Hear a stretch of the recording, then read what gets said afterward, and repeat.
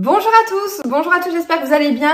Alors aujourd'hui, je reviens pour faire suite à ma vidéo sur les surrénales et sur la fatigue émotionnelle, la fatigue mentale. Dans cette vidéo des conseils, et parmi ces conseils, il y avait s'éloigner des personnes, des relations toxiques.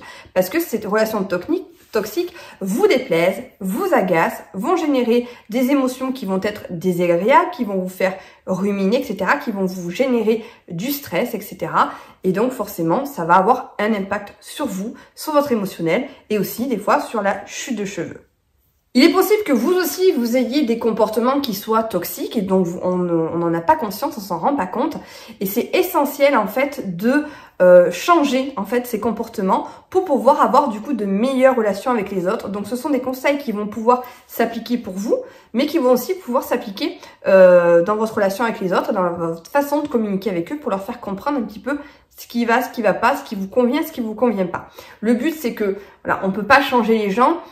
Vous, par contre, vous pouvez changer et vous pouvez essayer, voilà, de leur faire comprendre que leur attitude ne leur convient pas parce que vous, ça génère telle émotion chez vous ou pas. Quel est le premier type donc de personnes toxiques? Ça va être les personnes qui ramènent tout à soi. Voilà. Alors ça, c'est on parle, elles ramènent tout à elles, etc. Et du coup, on ne se sent pas écouté du tout. Voilà, par exemple, vous allez dire. Voilà, hier il m'est arrivé ça et tout ça. Ah ben moi aussi, tu sais pas quoi là. Et en fait, elle vous coupe la parole et tout, elle ne vous écoute même plus. Et en fait, finalement, vous comptiez parler d'un événement qui vous concernait. Finalement, vous finissez par l'écouter à elle. Et donc ça, quand on a ce genre de personnes-là, on a tendance à se dire, en fait, elle m'écoute pas, quoi. Voilà. Donc on se sent un petit peu, voilà, triste, un petit peu mal compris, un petit peu en colère, etc. Donc voilà le premier élément qui peut montrer que on n'est pas écouté.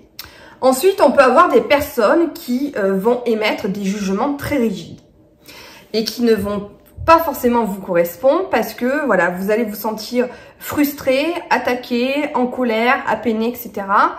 Et franchement, donc, quand on a ces personnes-là, ça vient souvent de croyances ou de manque de confiance en elles, je dirais, d'estime d'elles, etc., ou quoi que ce soit, ou dans leur mode en fait d'éducation. En fait, elles ont grandi comme ça et elles ont des croyances qui sont vraiment, voilà, qui sont, je dirais, rigides, hein, comme on le dit. Et par exemple, on peut vous dire, je cherche un exemple. Ah ben voilà, un garçon, ça doit pas pleurer. Pourquoi un garçon ça doit pas pleurer en fait? Parce que c'est comme ça, un garçon ça doit pas pleurer, c'est fort, voilà, on se fait une image de quelque chose où ben ça c'est de l'arnaque, etc. Et du coup quand vous parlez en fait ça va vous générer de la colère, vous allez avoir tendance à répondre un petit peu agressivement parce que ça correspond pas à votre modèle à vous, à votre système de croyance. Et donc ce qui est bien quand on a ce genre de personnes là, c'est déjà essayer de poser des questions, ou soit même quand on a des croyances rigides dans la tête, essayer de comprendre l'autre, de comprendre sa carte du monde, parce que comme on dit, on n'a pas la même carte du monde. Nous, on va avoir une carte avec ce qu'on a appris, comment on a évolué, et une autre personne va avoir une autre carte du monde. On n'a pas la même carte du monde en fonction de là où on regarde. Donc pour vous, il va y avoir par exemple une certaine vision sur une certaine chose, et pour l'autre, elle va avoir une autre vision. C'est pour ça que des fois, on a des personnes qui ont peur d'une situation et d'autres qui n'en ont pas peur. Parce que on n'a pas le même vécu, on n'a pas le même environnement, on n'a pas grandi dans la même façon, dans la même famille, etc. Et donc du coup, on n'a pas la même perception des choses. Donc quand c'est comme ça, qu'est-ce qu'il est bien de faire? En fait, il est bien de poser des questions, d'avoir plutôt de poser des questions avec des nuances. Hein. J'ai l'impression que moi j'ai l'impression que ça ne marche pas. Moi j'ai l'impression que bon, il faudrait faire comme ça, etc. Voilà. Quand déjà on nuance son discours, on a l'impression un petit peu plus d'écouter l'autre, on essaie de s'intéresser, de poser des questions. Voilà, ne restez pas figé dans votre état, en vous disant, voilà, c'est comme ça. Essayez en fait de demander à la personne pourquoi elle pense ça. Si c'est vous, essayez de nuancer votre discours en posant des questions et en essayant de faire en sorte en fait que la personne s'intéresse. Et si elle n'a pas envie de s'intéresser, ben dans ce cas-là, next. Ensuite, vous allez avoir des personnes qui vont vouloir monopoliser l'attention. Et ça, c'est des personnes souvent qui ont des besoins de considération parce que voilà, elles ramènent tout à soi, elles veulent tout monopoliser, elles vous coupent la parole et on dirait presque qu'elles attendent la minute pour pouvoir en placer une, vous voyez. Vous êtes en train de raconter quelque chose et puis d'un coup, ah ben oui, mais tu sais, ah, mais... elles vous coupent la parole, vous ne vous sentez pas du tout écouté. Et ça vous donne l'impression que ce que vous dites, c'est pas important, que ça n'intéresse pas du tout. Même ça va avoir souvent une tendance à vous agacer. Et ça, en fait, il va falloir vraiment faire comprendre à la personne en face, ou alors si c'est vous qui le faites, encore une fois, que vous avez besoin d'être écouté, qu'il va falloir un petit peu mettre un peu de côté, voilà, ce que vous avez à dire pour pouvoir enfin écouter l'autre et ensuite placer ce que vous avez à dire après. Voilà, vous n'êtes pas obligé de couper la parole à une certaine personne pour pouvoir dire ce que vous pensez. Écoutez-la. À un moment donné, si vous avez envie d'être écouté, il faut savoir aussi écouter les autres. Ensuite, vous avez des personnes qui vont tout le temps insister pour avoir raison. Alors, c'est normal que dans un débat, dans un discours, chacun veut donner un petit peu, voilà, sa perception, son avis, etc. Donc ça, c'est normal, hein, ça fait partie justement de la communication, etc. Mais quand on a des personnes qui sont tout le temps en train d'insister pour avoir tout le temps raison, avoir le dernier mot, c'est usant.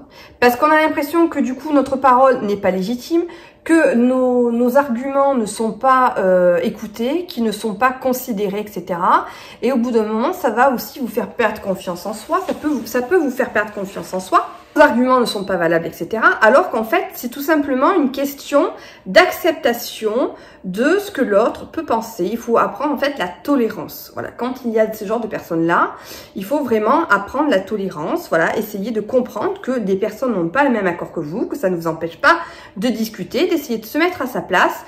Et souvent, là, il y a en fait des exercices qu'on appelle en PNL de position de perception, où on peut se mettre en fait à la place de l'autre pour un petit peu comprendre, voilà, dans son monde à elle, comment elle peut voir les choses. Et souvent, en fait, on arrive en se mettant à la place de l'autre et du coup, en ayant des strates différentes, en fait, de comment l'autre perçoit les choses et du coup, qu'est-ce qu'on pourrait dire à chaque fois qu'on évolue dans un degré beaucoup plus éloigné. Donc ça, c'est vraiment embêtant quand on a des personnes qui sont comme ça. Et souvent, celles qui assistent comme ça, elles n'ont pas forcément tout le temps raison en plus de ça. Ensuite, personnes qui veulent tout le temps vous donner des conseils. Alors, quand vous parlez à une personne et que vous lui dites, vous lui racontez un événement, etc., elle, de suite, elle vous donne des conseils, elle vous dit, oui, mais tu devrais faire ci, tout ça. Alors qu'en fait, on ne cherche pas forcément de conseils. On ne lui a pas demandé, concrètement, quel conseil est-ce que tu peux me donner? On a juste envie de parler d'un événement, d'être écouté, d'être compris. Et du coup, on a l'impression que la personne veut se sentir... Parfois, on peut avoir l'impression que la personne se sent supérieure à nous parce qu'elle nous dit comment il faut faire, etc. Et du coup, ça peut être mal perçu. Donc, tout ça pour vous dire que quand vous avez des relations de ce type-là, quand vous avez des personnes en face de vous qui n'arrivent pas à rentrer dans le dialogue, qui n'arrivent pas à comprendre à un moment donné ce que vous leur dites, essayez, dans un premier temps, si c'est possible, voilà, de leur dire, écoute, là, je suis en train de te raconter ça, tu me coupes la parole ou j'ai l'impression que tu ne m'écoutes pas, voilà. Parlez de votre ressenti à vous, parce que ça évitera déjà ça évitera qu'elle se sente attaquée dans un premier temps, donc essayez de dialoguer comme ça en lui disant, je suis en train de te parler de quelque chose, est-ce que je peux finir? Ensuite, tu pourras m'expliquer ce qui se passe ou... voilà. Déjà, essayez de parler de votre ressenti et de vous dire, voilà, moi, ça me génère de la colère, ça me génère de la frustration quand tu me réponds comme ça, etc. pour voir comment elle réagit.